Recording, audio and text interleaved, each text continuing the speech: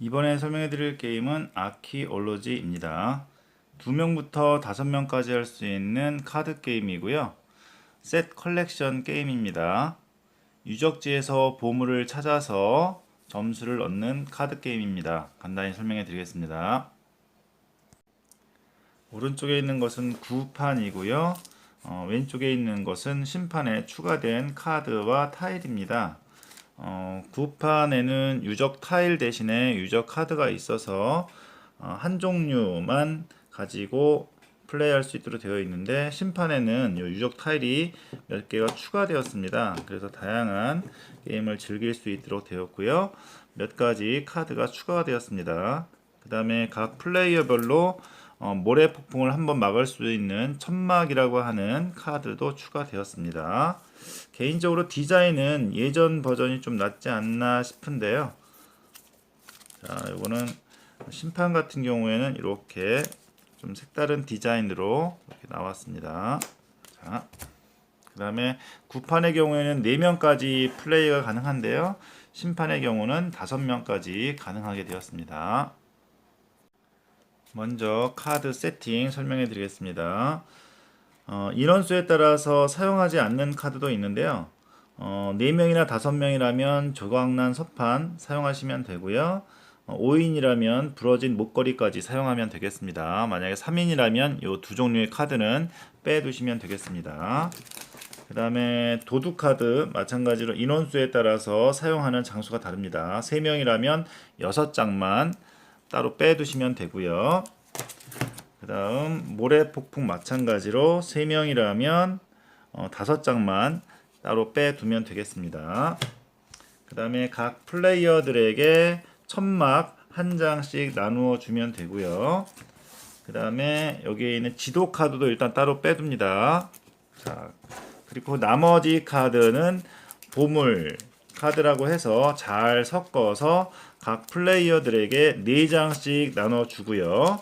그 다음에 5장 펼쳐서 시장을 만들어 줍니다. 3장, 5장 깔아주시고 4장은 각 플레이어들에게. 그 다음에 유적 타일 하나 빼서 해당되는 장수만큼 빼둡니다. 처음에 시작할 때는 이 피라미드라고 하는 유적 타일 사용하시면 되고요. 카드, 보물 카드 2장, 5장, 8장 이런 식으로 타일에 나와 있는 만큼 카드를 빼두시면 되겠습니다. 나중에 지도 카드 한 장을 가지고 가면 보물 카드 2장을 얻을 수 있다는 의미고요. 지도 카드 2장을 가져가면 5장, 보물 카드 3장을 가져가면 8장을 얻을 수 있다는 의미입니다. 그래서 그 해당 장수만큼 왼쪽에다가 잘 쌓아두시면 되겠습니다.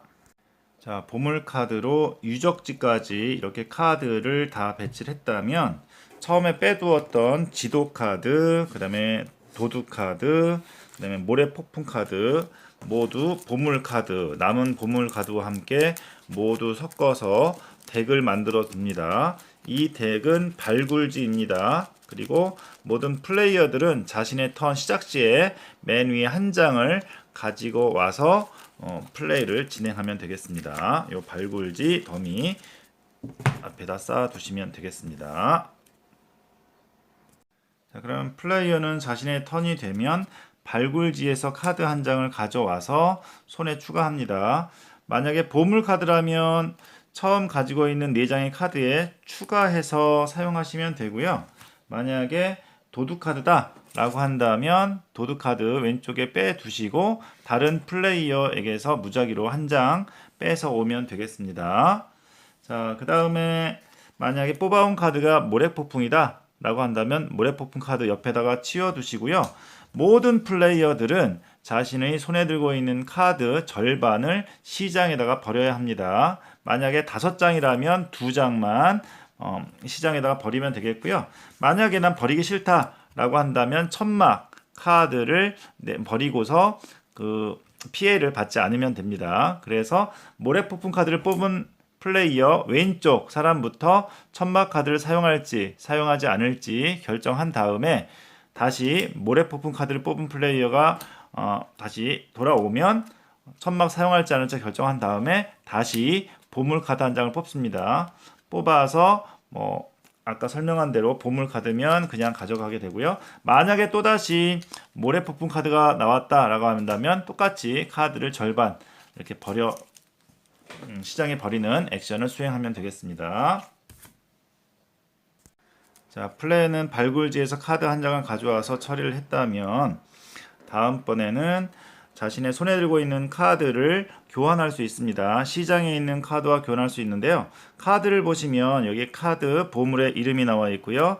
여기에는 가치가 나와 있습니다. 그 다음에 여기는 총 장수를 의미하고요. 그 다음에 밑에 있는 것은 이 카드를 내려놓았을 때 얻을 수 있는 점수입니다. 한 장만 내려놓았다면 2점이고요. 세트로 똑같은 카드 두 장을 내려놨다면 12점을 얻을 수 있다는 의미입니다. 그래서 자신이 고른 카드 달라도 상관없습니다. 이렇게 내려놓고 해당되는 가치만큼의 카드로 바꿔올 수 있습니다. 현재는 6만큼의 카드로 바꿔올 수 있는데요. 자, 여기에 2짜리, 4짜리 222 카드 내려놓고 2짜리, 4짜리 이렇게 가져올 수도 있습니다. 이렇게 내려놓고 해당 카드를 손으로 가져오면 되겠습니다. 자, 자신의 손에 있는 카드를 시장에서 물물 교환해서 가져올 수도 있고요.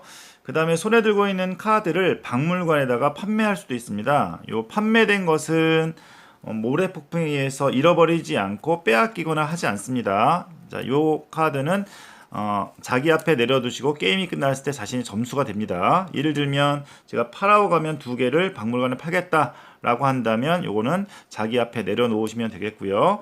2장을 모았기 때문에 15점이 됩니다. 요 2개는. 그 다음에 또 파라오 카드를 내려놓는다면 기존에 내려놓았던 곳에 합치는 게 아니고요. 따로 배치를 해 두십니다. 자, 그래서 박물관에 보물을 판매하는 액션을 할 수도 있습니다. 물물 교환이나 박물관에 판매하는 것은 여러 번 반복해도 상관없습니다.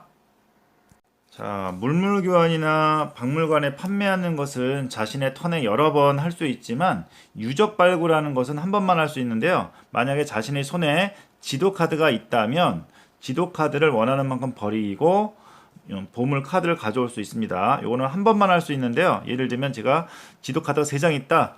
그런다면 3장을 버리고 8장의 보물 카드를 가져올 수 있습니다. 이 액션은 한 번만 하면 되겠습니다. 아니면 카드를 한 장만 버리고 2장 가져올 수 있습니다. 이렇게 있다고 해서 한 장, 2장 모두 버리고 해서 이 모두를 가져올 수는 없고요. 3군데 중에서 한 군데만 보물 카드를 가져오면 되겠습니다. 이 액션은 한 번만 하면 되겠습니다. 자, 이렇게 플레이를 하시다가 발굴지에 있는 카드가 모두가 없어졌다 라고 하더라도 자신의 턴에 물물 교환을 한다거나 박물관에 판매를 한다거나 액션을 계속 수행합니다. 그런데 모든 플레이어가 패스를 했다 라고 한다면 처음에 패스한 플레이어는 자신의 턴이 다시 돌아오면 최소한 카드 한 장을 박물관에 판매를 하는 액션을 수행해야 합니다. 그런 식으로 해서 모든 플레이어는 자신의 손에 들고 있는 카드를 박물관에 판매 또는 교환 이렇게 해서 손에 들고 있는 카드가 없게 되면 점수 계산을 하면 되겠습니다. 자, 사용하지 않은 천막 카드는 아무런 가치가 없고요. 해당 장수만큼 점수를 체크하면 되겠고요. 그 다음에 점수 계산을 모두 했는데 점수가 똑같다 라고 한다면 보물 카드가 적은 플레이어가 승리를 하게 됩니다. 자, 시장에서 카드를 교환하는 것은 2인용 카드 게임 자이프루가 좀 떠오르기도 하는데요. 인디아나 존스가 연상되는 그런 게임이 아닌가 생각됩니다. 그래서 자신이 가지고 있는 보물 카드를 시장에 내다 팔면서 점수를 얻는 멋진 탐사 게임 같은데요. 파티 게임으로도 손색이 없는 게임 같습니다. 룰이 어렵지 않기 때문에 가볍게 즐길 수 있는 게임이 아닌가 생각이 듭니다. 자, 유적지를 찾아서 돈을 많이 버는 플레이어가 승리하는 카드 게임 아키올로지 간단히 설명해 드렸습니다. 모두 즐거운 보드게임 하세요. 감사합니다.